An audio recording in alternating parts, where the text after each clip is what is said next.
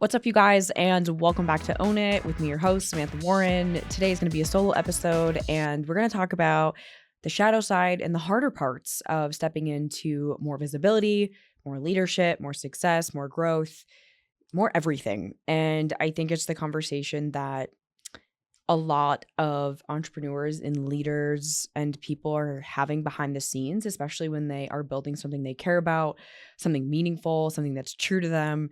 And what happens along the way when you are doing your life's work and you get more and more success and more visibility, and what that really means for you as a leader and what it's meant for me as a leader as well. So, just to give you some context, and to share kind of why I'm even recording this in the first place.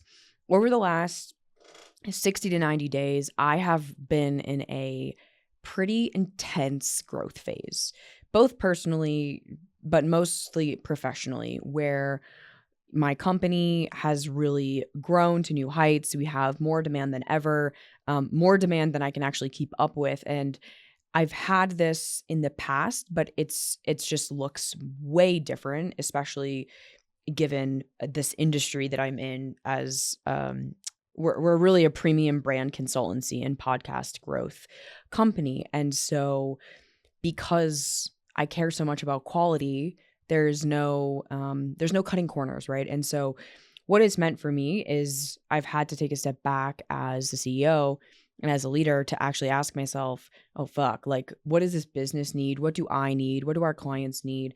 And it's made me realize that there is just way too many things going on. And I think that a lot of us who are very driven and very achieving, it's like we have so much chaos in our minds. And the most helpful thing is when we have someone in our life, whether it's a team member or a strategist or whatever, to help us unravel the chaos and actually make sense of the chaos. And, my goal is that this episode does that for you. And so, long story short, the last 90 days have been a huge growth curve, and I have been really feeling it. And I've spoken about a season like this of business that I've been in when I first started the company, where we went from no business to sending out 7 proposals in about 14 days and scaling the business very quickly. And what that did to me, like my nervous system, my capacity, how many times I cried, like it was just too much too fast. And I think we all want exponential growth. And I'm here to tell you, you don't. You actually don't. You want steady, sustainable, consistent, but exciting growth. And so I knew that when we decided to shift the business model for voice and visibility from an agency where we were focused on just podcast production to actually a premium brand consultancy where we are really partnering with our clients, that I was not going to sacrifice quality over quantity, and I was going to go deep with people rather than wide. And so what that has made me realize is how I have allowed too many inputs to come to me. Too many messages, DMs, comments, emails. There's just so many inputs. And when you are stepping into a new level of leadership, new level of success, new level of embodiment, CEO, whatever you want to call yourself, there's going to be this really like messy, uncomfortable phase where it feels like everything is everywhere and it's just kind of fucking chaos. And it's going to require you to slow down to then speed up. And so I've been in this kind of slow down phase where I'm still doing a lot of things, but I've had to zoom out to ask myself, like, how do I actually want to design my day and my week and my month and my life? Because ultimately, it's not sustainable to have all of these inputs all of the time. It's just not. I don't want to live my life like that. I don't want to live my life on my phone. I don't want to live my life on Slack. I don't. That is not why I got into business. And so I get so excited sometimes, and maybe you can relate to this. I get so excited, and my human is like my human like forgets that there's a capacity. Like there's only so much energy we have throughout the day. There's only so much time.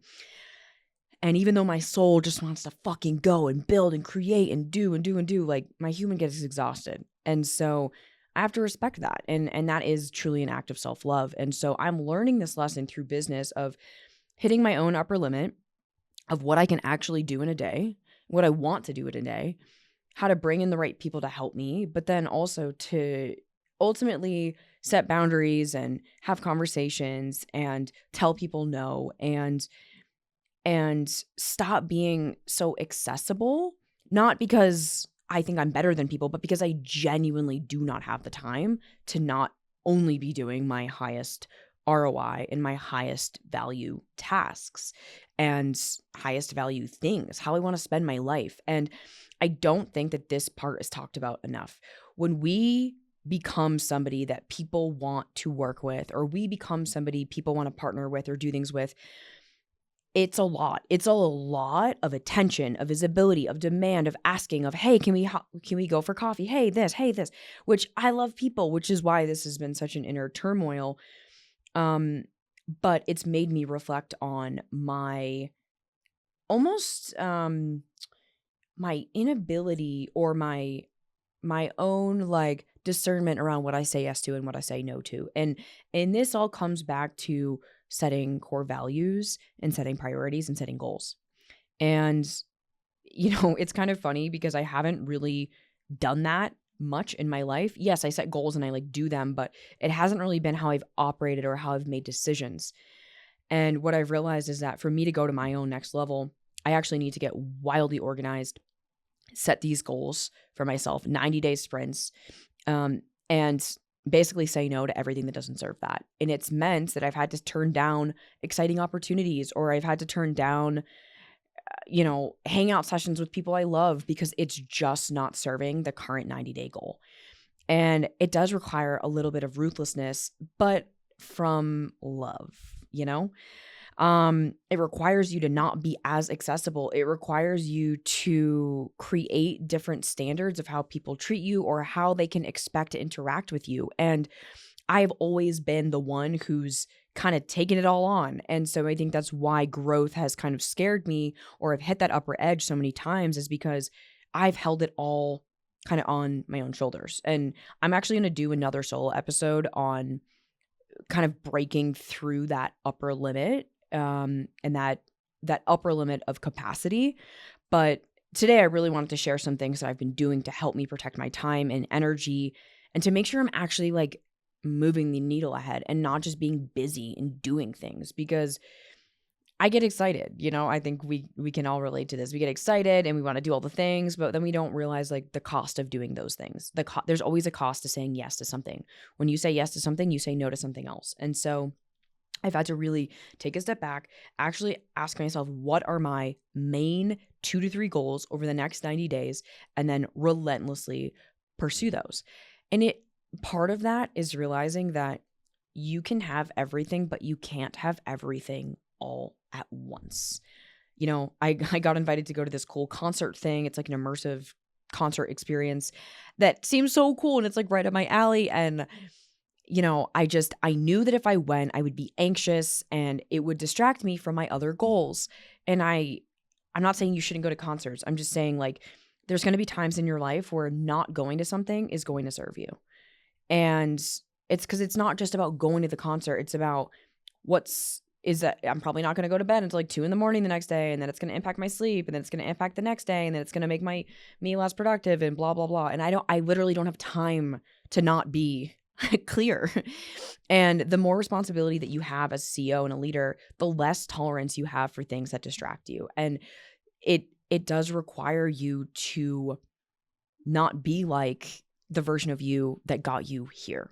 And so it's just been bringing up a lot of uncomfortable feelings for me of like saying no to people I love, disappointing people, and being okay with that.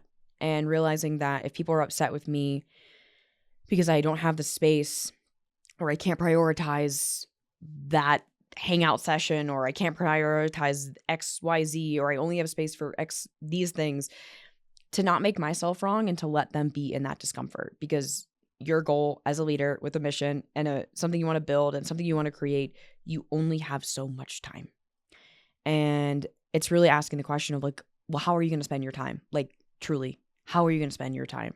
You can't spend your time trying to make everyone else happy. You need to spend your time making yourself happy and building the thing that you want to build and doing the things that you want to do. And sometimes it does take kind of a slap in the face to have the reality check of like, yo, what are you doing? You know, how are you spending your time? So I want to share some things that I've been doing to manage all these inputs and set boundaries and do it in a way that's like loving, but pretty unapologetic because I don't have the space to coddle people. All right. So let's get into it. The practicalities of this. Number one is my phone is almost permanently on do not disturb. Why? Because I don't want to be disturbed by my phone. I do not want to be controlled by my phone. I am in control of my phone, and my phone needs to know that. And if you have notifications on your phone right now, pause this episode and please turn them off. I don't have a single notification on, and nobody is allowed to text or call me except Kurt, my husband. And I respond to people when I choose to respond to them, and I do not feel bad about that anymore. Sometimes I respond to people right away because I'm on my phone. Sometimes it's an hour. Sometimes it's 2 weeks, and I can't feel bad about that, and neither can you. We have never been in an era of more inputs between social media, WhatsApp, Telegram, text message, email, Slack, whatever you talk to your clients on or communicate with your people on. There is so many inputs, and I think we're all behind on our text messages and all behind on email. And I have like 3 emails. It's like, oh my God. And so I've just had to make peace with the fact that I'm probably not going to text you back right away unless it's urgent. But for the things that are on my calendar, on Google Calendar, yeah, those are the things that I'm prioritizing. So that brings me to the next one. Live by your Google Calendar. When you start to see your day and your week laid out, you will see what's important to you. My Google Calendar looks like an insane person, but it's on purpose. It's because if I don't time block my life, I will just end up fucking around transparently. I just will. If I don't have something on the calendar that I'm intentionally curating myself to do, even if that's go have chill time and go have spaciousness, I will fill it with bullshit. And so will you, because that's just what we do. We're we're creatures of habit and creatures of comfort. So if we don't intentionally spend our time, we will unintentionally waste it. And I want you to remember that you are in control of your time. You just have to create and be smart about it. So I do live by my Google Calendar. I color code things, and it's helped me see, oh, I actually don't have time to do this, or no, this is not the priority right now. I need to move it. I just had to move and I chose to move a what is it called? A shiatsu massage with my massage guy, who I absolutely love. I just knew that it was going to stress me out to go to that massage. It was actually not going to help me relax because I had some other things that were more important. I just got a massage last week. Do I really need to get a massage again this week? No, I don't. I moved it. And it's not a big deal. And he was like, no worries. We can meet next Monday. I'm like, great, amazing. But I poorly timed it. I think you have to be okay with things changing and actually asking for what you need or asking to shift things around. Even last week, I woke up and I felt like garbage. And I was like, I knew this was my body needing to slow down. And so I messaged someone that I was going to be doing a 2-hour deep dive brand strategy session with. And I was like, hey, I'm really sorry. I hate to do this, but could we move our deep dive to next week? You know, I want to be able to be fully on and fully present. I hope you understand. And they were totally cool about it. And we moved it to this week. And in the past, I would have just pushed through and just been like, it's fine, but it's not. It's honestly not. You have to listen to your body or else you're going to end up really sick or really not feeling good. And so just honoring that. So just taking a look at your calendar, leveraging Google Calendar and living by it. I'm telling you, it's like, if it's not on my calendar, it doesn't happen. Another thing is really curating my weekends. I right now am in definitely a chapter of working a lot. And it's just because I'm onboarding team members and things are growing. And so it just requires like a lot of one-on-one time with a lot of people all at once. And it's also meant that I've needed to have days that are completely off. And so I have made it a hard rule that Sundays, I don't do anything with anyone. I don't talk to anyone. My phone is probably still on D&D. And the only person I see is Kurt. And, you know, I recently got invited to something on a Sunday and I just was like, no, I can't. I don't have it in me. I need a day off away from all humans, just being, I'm like, I told Kurt, I'm like, maybe we need to like honor the Sabbath, like really, like we as humans, we put such high expectations on ourselves. Like we need time off, And so I've made it a point to have Sunday be my just no anything day. Make my sourdough. If you guys didn't know, I started making sourdough, and I think it's pretty good. I mean, at least I've heard it's really good, but it's pretty good. I ate some this morning. Just to do these things that are not related to business and not related to career. Finding more balance in my life, So keeping Sunday as my day. And then the last few things is like noticing when I feel these like withdrawal symptoms from not being on or like on top of everything and having everything, all my ducks in a row at all times. I think we can experience FOMO, guilt, anxiety, people pleasing. Like we want to be perfect. And it's just like, we're not. And I think the more that I've given myself permission to be a human, building something that I care about and building a life that I love and owned it, the more that I've had inner peace, the more that I've actually been able to create what I love, the more fulfillment I've had. And I just don't think that it's okay to have success be the only metric. We need to also enjoy our lives. Like, or else what's the fucking point, And so just noticing when I'm in that feeling of like, ugh, I don't want to have to say no to this person, or like, fuck, I have to have had this hard convo, or goddamn, like these things, I really have made it a practice to journal these out, write these out, be with myself, make peace with these inner parts that are in conflict maybe, or, the feelings I'm feeling, to not bypass them, but to actually just be like, it's okay. Like, it is okay that you're feeling guilty, or it is okay that you're feeling anxiety, or it is okay that you feel bad. And also, you still got to do the thing that you need to got to do.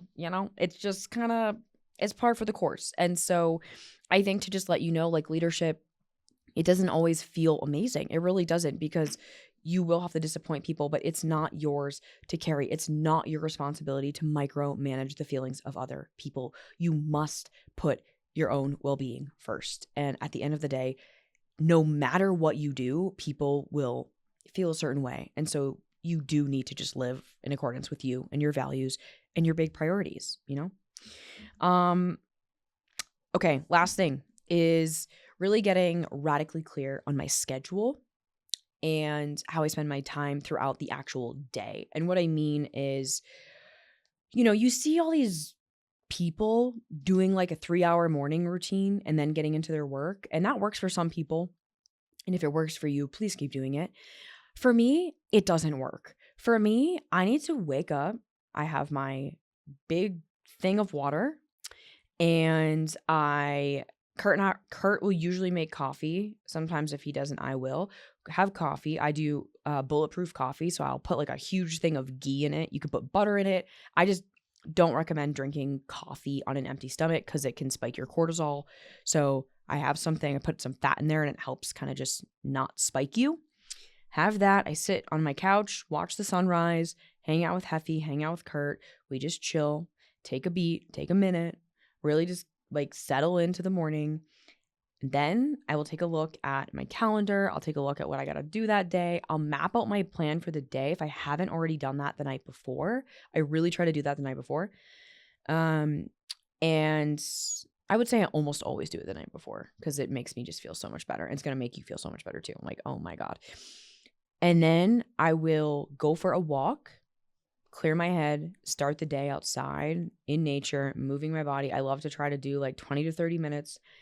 And then I'll typically get into my most important activity for the day, or if I'm recording or if I'm meeting with a client, I'll get into it. My goal for this year is to start my day earlier and end my day earlier. I want to be done working by 4. That would be freaking awesome. And then do my workout and then shower, decompress, chill, read, eat, hang out, watch something, or if I have some admin stuff to catch up on, cool. But that's a dream day for me. And I realized that I was trying to like make my routine based on what you see on the internet, which is like a 9-hour morning routine. And I'm like, no, as the day goes on, I get dumber. Like I really do. Like I am my sharpest in the morning and I fizzle out, and if we actually study, we've got studies on willpower, like our willpower starts to just go down exponentially as the day goes on, as like our battery starts decreasing throughout the day, our body battery. So I really love to do my most important stuff in the morning and leave more of the admin-y things for the late afternoon or even evening or meetings, like I have to meet with my CFO later. Like, okay, that's happening at like 3 o'clock because I don't really need to think that much. I just need to answer her questions. I'm not going to plan that meeting at 9 a.m. Like, oh my God. So I think just as you start hitting that capacity, that growth edge, what's going to happen is you're going to have to question every decision you make. How are you spending your time? How are you spending your energy? Are there things that are draining you? Like, you got to optimize your own self. And this is a constant discovery process. You're probably not going to just write it down, do it, and it's going to be perfect. It will take some trial and error. It will take some experimentation, but this is really an invitation for you to do what I've just done for myself, which is do a life audit, do a time audit, and actually see, what are you doing?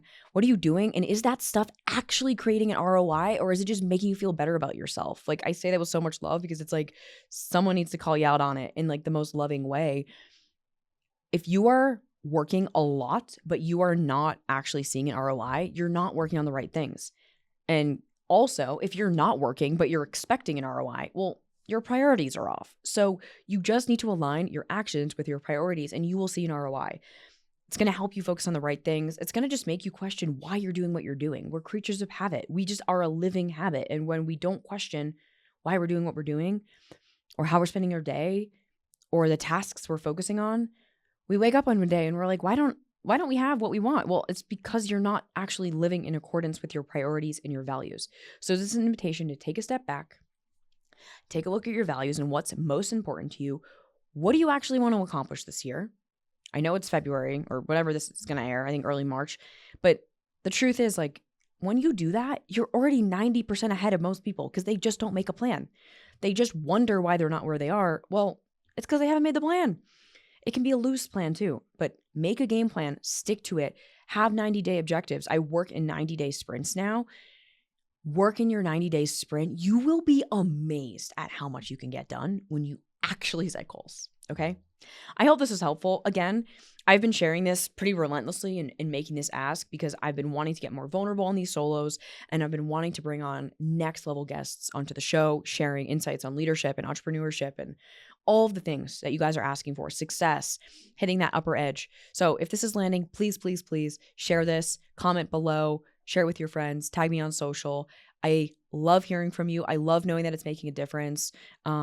And I'm so excited to grow the show to #1 in entrepreneurship, female hosted. Let's go, baby. And I'm excited to help you become more successful, achieve more of your goals, get you to where you want to be, because at the end of the day, that is what gives us so much joy, is actually living our life in a way that feels true to us. And I'm excited to help you go own that. All right. So I love you. Thank you for being here. And I will catch you on the next one.